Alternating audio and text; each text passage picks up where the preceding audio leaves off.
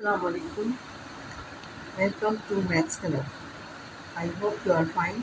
Students, आज हम exercise 17.2 start कर रहे हैं। 17.2 का क्वेश्चन नंबर 1, इसमें देखें क्या बोला गया है। Which of the following are disjoint, overlapping, exhaustive and cells. अब कुछ पार्ट्स दिए हैं, उनको बताना है आपने कि वो सेट जो है डिसजॉइंट है, ओवरलैप है या एग्जॉस्ट है या फिर सेल्स है। तो इससे पहले हम इसकी डेफिनेशन को थोड़ा सा देख लेते हैं। ठीक है, डिसजॉइंट सेट क्या होता है?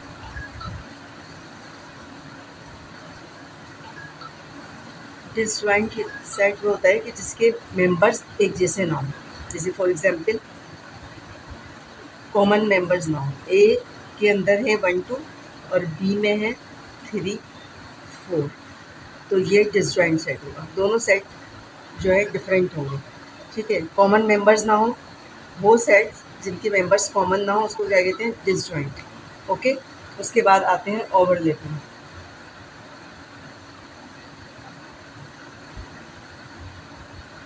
ओवरलैपिंग में क्या होता है? दो सेट जिनके मेंबर्स कॉमन हो, कोई यानी सारे कॉमन ना हो, कोई से भी कॉमन हो।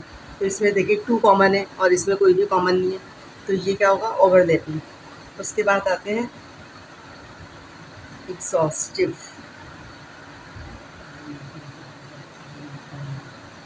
एग्जॉस्टिव में क्या होता है?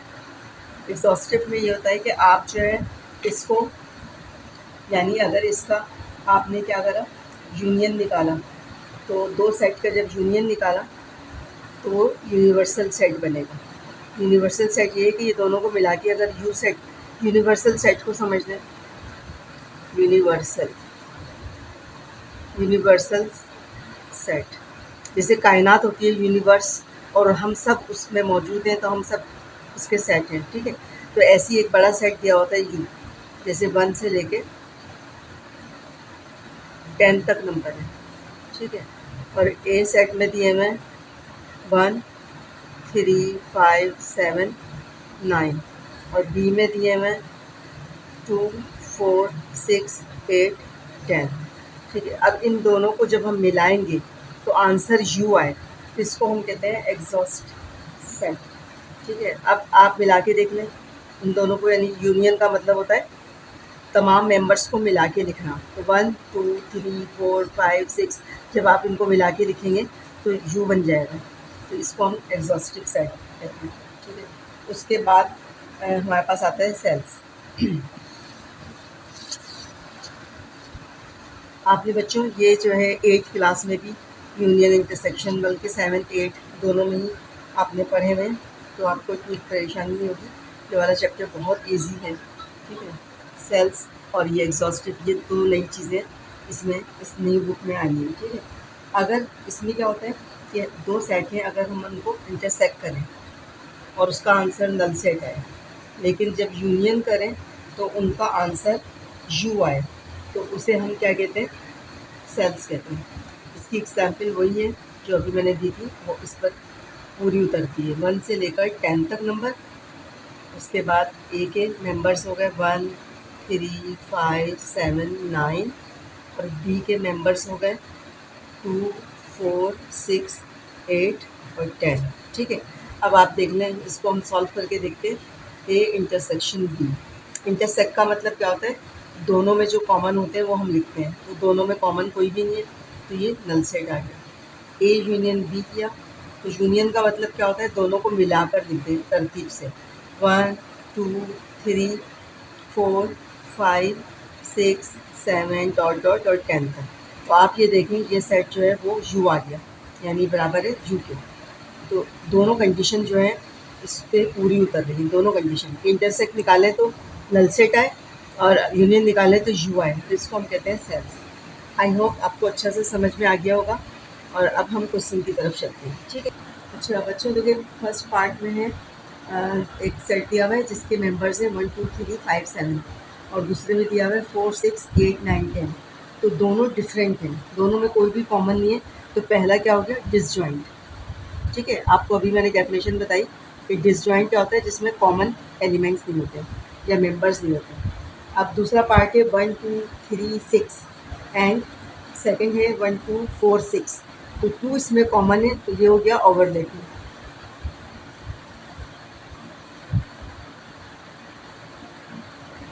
थर्ड पार्ट, थर्ड में दिया हुआ है ई।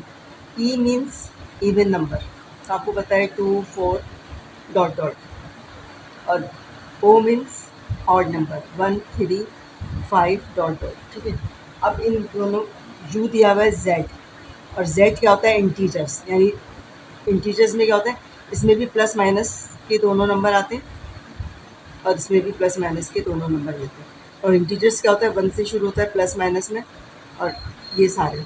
तो जब आप इन दोनों को मिलाएंगे तो ये क्या हो जाएगा, इन दोनों को जब आप इसका यूनियन करेंगे तो ये यू आ जाएगा।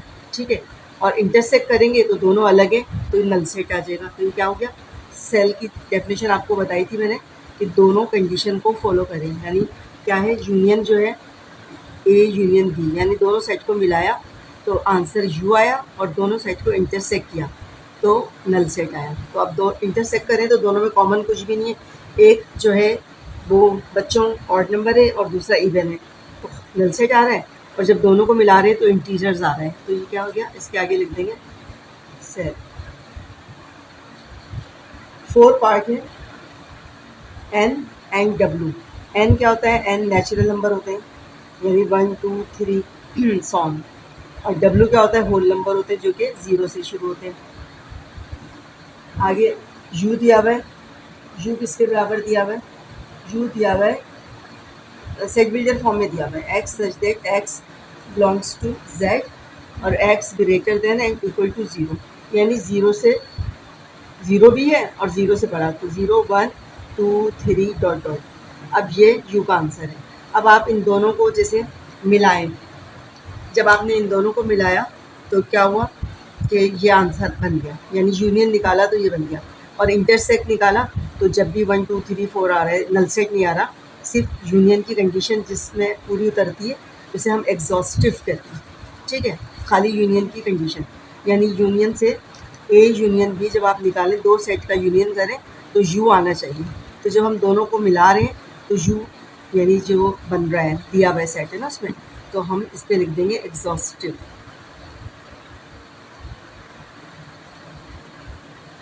अब लास्ट पार्ट है, लास्ट पार्ट देख लेते हैं बच्चों क्या दिया हुआ है। लास्ट पार्ट में हमें दिया हुआ है क्यू और एंड क्यू डैश, ये दिया हुआ है, और यू दिया हुआ है बराबर है आर के। अब आपको पता है क्यू क्या होता है, क्यू वो नंबर होते हैं जो पी अपॉन क्यू की शक्ल में होते हैं, लेकिन बिलोंग्स किससे करते हैं, जेड से। ठीक है, और पी अपॉन क्यू जो है किसके बराबर, 0 के बराबर नहीं होते। यानी आप इन दोनों नंबर्स को जब मिलाएंगे, मैंने आपको रेशनल और इरेशनल दोनों की डेफिनेशन बताई थी कि जब दोनों को यूनियन करेंगे तो आर बनता है। ठीक है, जब ये आर बनता है और इनको जब आप वो निकालेंगे तो जाहिर है कि एक नॉट इक्वल है, P upon Q is not equal to 0। तो आप जब इसका इंटरसेक्ट करेंगे तो वो क्या आएगा, नल सेट आएगा, तो ये सेल्स में आएगा। क्वेश्चन नंबर 2 सॉल्व करेंगे, इसके अलग अलग पार्ट्स दिए हैं। इसमें क्वेश्चन नंबर 2 में ए सेट दिया हुआ है 1 2 3 4 5 6, और बी के मेंबर्स हैं 2 4 6 8 10। फर्स्ट पार्ट में ए यूनियन बी निकालना है।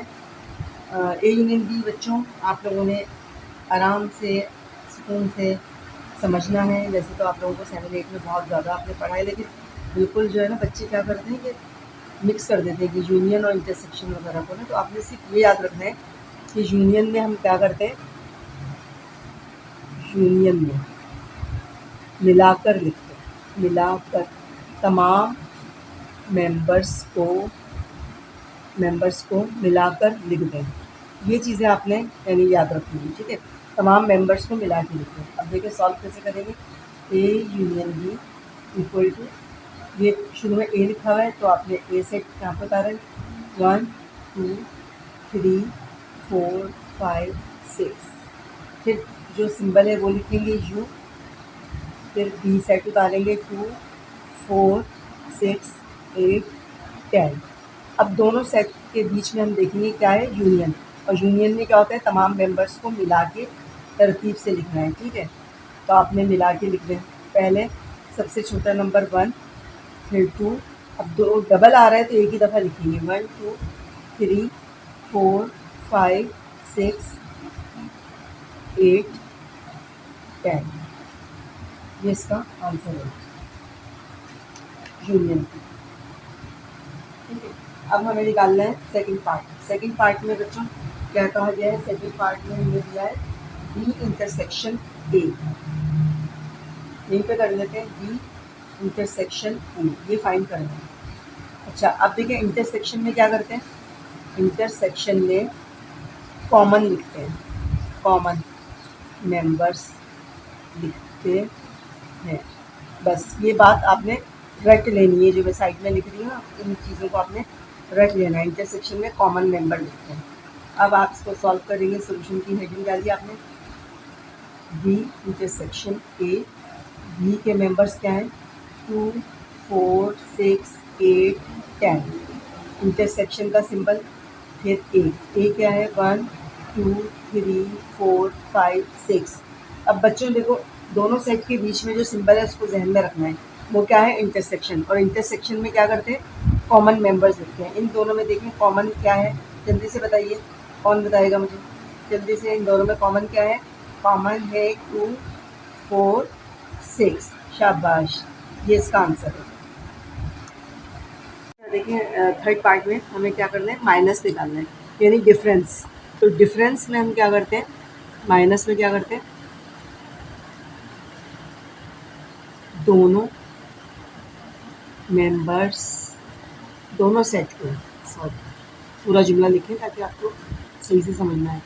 दोनों सेट के कॉमन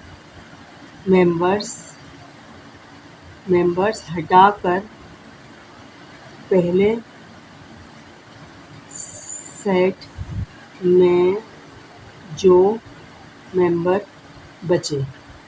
सही है। अब आपने इस जुमले को अच्छा सा समझे कि दोनों सेट के कॉमन मेंबर, दोनों के एक जैसे मेंबर हटाए और पहले सेट में जो बचेगा, जैसे पहला सेट यहाँ पर क्या है? ए, उसमें जो बचेगा वो लिखना है, वो आंसर होगा। बाज़ बच्चे क्या करते हैं? बी के भी लिख लेते हैं, तो वो आंसर नहीं होगा। बी में बचता रहे, अगर पहले में कुछ नहीं बचा तो नल सेट हो जाएगा। बी में कुछ भी बचता रहे, बी से आपका ताल्लुक नहीं है। आप जो जुमला लिखा गया है आपने सिर्फ उसको जहन में रखना है। ओके, ये हमें निकालना है ए माइनस बी। ए माइनस बी हम निकालते हैं। ए सेट पहले लिख लेते हैं 1 2 3 4 5 6, माइनस बी सेट लिख लेते हैं 2 4 6 8 10। माइनस कर लेते हैं, दोनों के बीच में माइनस है। माइनस में क्या करते हैं? दोनों सेट के कॉमन मेंबर, कॉमन देखें कौन कौन से हैं? 2 4 6, ये कॉमन हो गए। अब इसमें भी बच रहा है लेकिन इससे हमारा कोई ताल्लुक ही नहीं है, तो इसमें क्या बच गया हमारे पास? 1 3 5। ये हमारा बिल्कुल करेक्ट आंसर है। सही, ये आंसर माइनस। दो सेट को माइनस करने का ये तरीका है डिफरेंस निकालने का।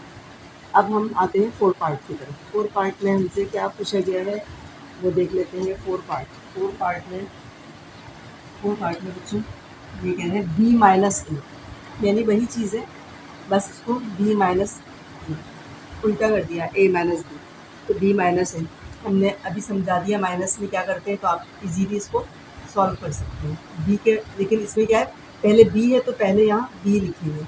अब आप देखिए आंसर चेंज आएगा, इसलिए कि बी पहले लिखा है, फिर माइनस ए। 1 2 3 4 5 6।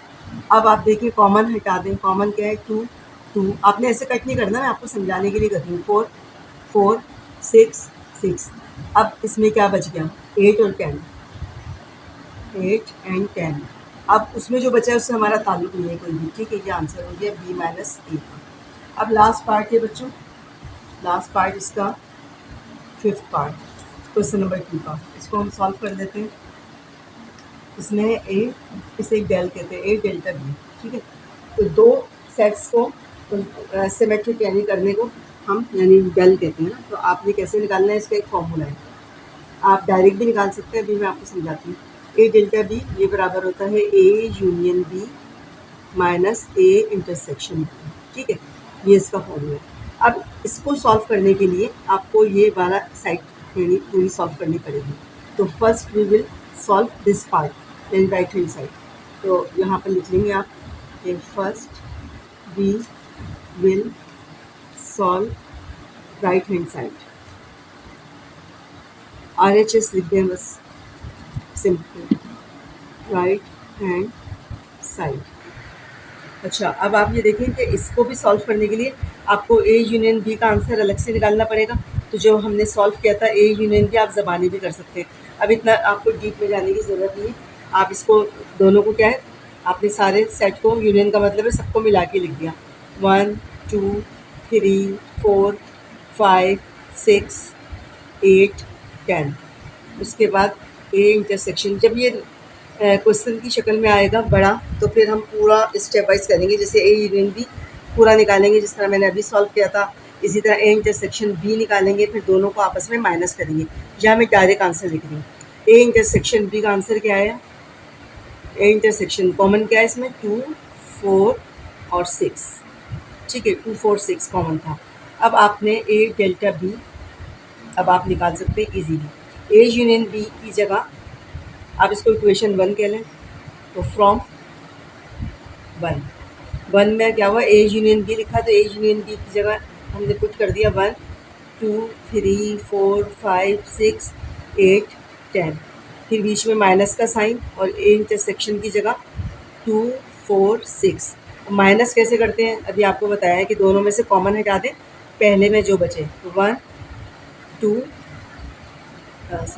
2 तो नहीं आएगा, 1 3 5 8 10, ये आ गया इसका आंसर, ठीक है। ये तो हमने पूरा यानी जो इसका फॉर्मूला इससे सॉल्व किया। अब आप डायरेक्ट भी इसको सॉल्व कर सकते हैं। डायरेक्ट कैसे करेंगे, मैं इसको रब कर रही हूँ, डायरेक्ट मैं करके बताती हूँ। अगर ऑब्जेक्टिव में आ गया तो आप ऐसे इतना लेंदी नहीं करेंगे, आप इसको डायरेक्ट सॉल्व करेंगे, ठीक है। आपने क्या किया, ए डेल्टा बी, आपने ए सेट उतारा, 1 2 3 4 5 6 2 4 6 8 10। अच्छा, इसमें क्या करते हैं डेल में, इसमें ये करते हैं कि दोनों सेट में से कॉमन हटा कर दोनों सेट्स के बाकी बचे हुए मेंबर्स लिखें, बचे हुए मेंबर्स लिख दें, ठीक है। बस इस बात को समझ लें कि दोनों सेट में से एक जैसे हटा के, कॉमन हटा के, और जो दोनों में बच गए वो लिख देंगे। तो अब आप इस बात को देखें, आप दोनों में से कॉमन हटा दें, कॉमन हटाए, कॉमन क्या था, 2 2 4 और 6, 2 4 6, इसमें क्या बच गया, 1 3 5, और उसमें क्या बच गया, 8 और 10। अभी हमारा यही आंसर आया था ना बच्चों पीछे, तो हम ज़बानी भी निकाल सकते हैं, ठीक है। तो ज़बानी आप अगर ऑब्जेक्टिव में आ जाता है MCQs में, तो आप ऐसे निकाल लेंगे, ये आंसर होगा।